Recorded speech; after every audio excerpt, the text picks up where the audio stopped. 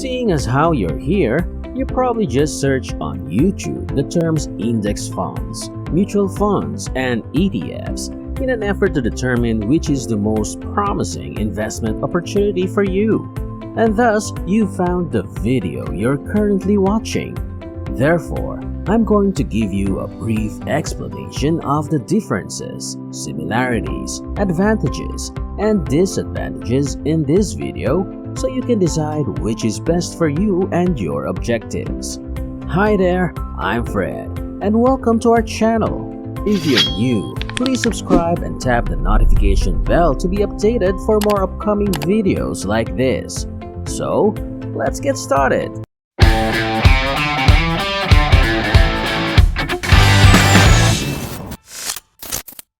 Mutual funds, ETFs, and index funds are all similar in that a group of people pool their money together to buy an asset or group of assets. This is comparable to employees pooling their funds to purchase lottery tickets and divide the winnings, or to families pooling their funds to purchase a vacation home, for instance. Investors can get exposure to a wide range of assets with the help of mutual funds, index funds, and exchange-traded funds. But how they are managed is the key distinction. Mutual funds cannot be traded, but ETFs can, just like stocks. ETFs, like stocks, are tradable intraday or during regular business hours. Mutual funds cannot either. Normally, these can only be traded based on their net asset value at the end of the day. ETFs are passively managed, whereas mutual funds are typically actively managed.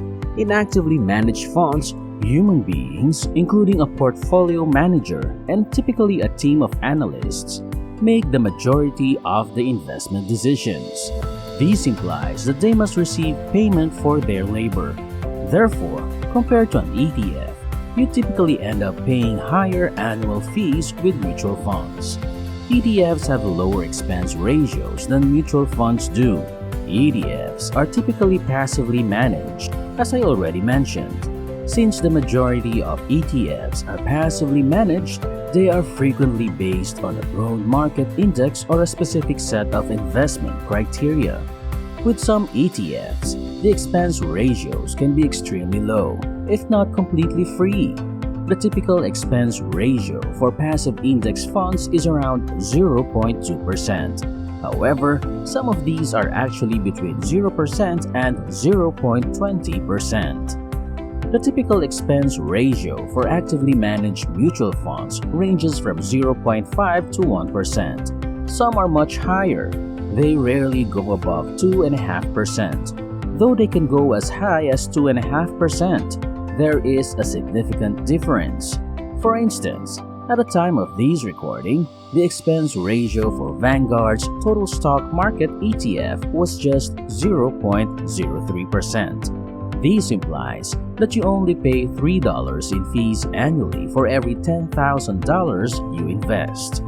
Look at how the fees compare if another fund has an expense ratio of 0.75%. This might not seem like much, but once your portfolio reaches $1 million, those amounts increase to $300 for the 0.03% option and $7,500 for the 0.75% option annually. Due to how these products are governed, mutual funds typically have lower levels of transparency than ETFs do. The minimum investment amount in ETFs is also extremely low. If you want to, fractional shares allow you to purchase an ETF for $1, and the minimum investment amount for mutual funds is in the thousands of dollars. In order to avoid further confusion, let's examine each of these assets separately. What exactly is a mutual fund? The term mutual fund refers to a type of investment vehicle in which investors' money is pooled together. This money will be used to buy and sell securities. As I've already mentioned, when you invest in a mutual fund, you are not purchasing specific shares of a particular company, as you would with, for instance, Microsoft or Tesla. Shares of the mutual fund company itself are what you are purchasing at a price which is referred to as the net asset value. Net asset value is just the mutual fund term for a fund's market value per share, which is similar to the price of a stock share. Therefore, if you see Tesla trading at $1,000, for instance, that is the mutual fund's net asset value. The net asset value is calculated by dividing the total value of all the cash and securities in a fund's portfolio, minus any liabilities, by the number of outstanding shares. Mutual funds come in a wide range of varieties, including international specialty funds, index balance money market funds, and fixed income funds. There are many of them available. The biggest benefit of mutual funds is their wide range of diversification, expert management, variety, and occasionally low entry barrier in terms of minimum investment amounts. It might only cost $1,000 or $2,000. The biggest drawbacks of mutual funds are their high fees, general lack of FDIC protection, and the difficulty of making apples-to-apples comparisons, unlike with, say, stocks. Again, unlike regular stocks, mutual funds do not trade on exchanges as ETFs do. This brings us to our next topic, exchange-traded funds. Then what is an ETF? Exchange-traded funds are referred to as ETFs. These kind of assets or security follows a sector, index, or particular kind of investment. Consider an ETF as a collection of assets. An ETF share can hold hundreds or thousands of different assets, such as publicly traded companies. Are you following me? Let's use VTI as an example. An ETF called VTI aims to follow the US Total Market Index performance.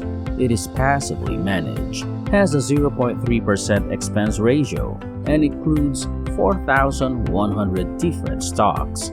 An ETF is referred to as an exchange-traded fund because, as was already mentioned, it is traded on an exchange just like stocks. They are liquid and trade every day. Since they are more liquid than mutual funds, it is simpler to buy and sell them all day long. ETFs come in a wide variety of forms: bond ETFs, stock ETFs, industry or sector-specific ETFs, commodity ETFs, currency ETFs, and inverse ETFs are a few examples.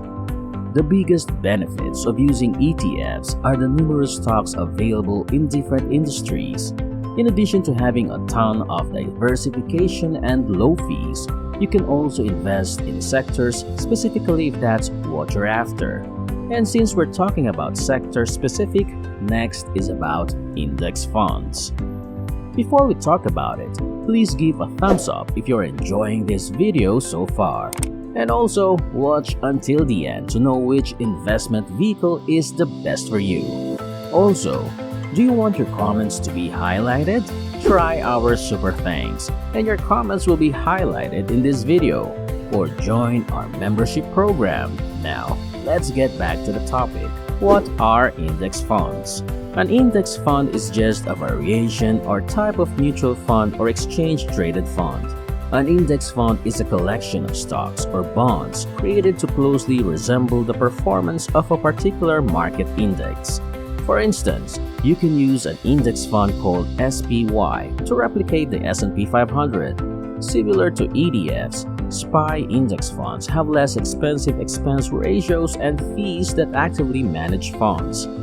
Instead of picking stocks and timing the market actively, a portfolio manager will passively build a portfolio by setting up an index fund that attempts to mirror a specific index.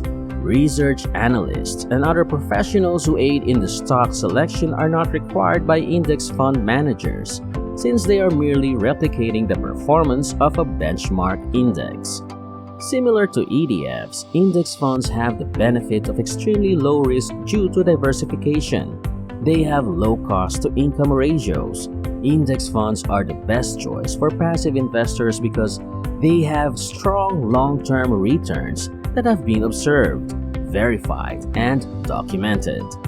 The lack of a human element, vulnerability to market crashes, and gains restricted to the particular index they are attempting to replicate or recreate are some drawbacks of index funds. Now, have you determined which type of investment, ETFs, mutual funds, or index funds, is best for you at this point? If so, kindly comment on it below.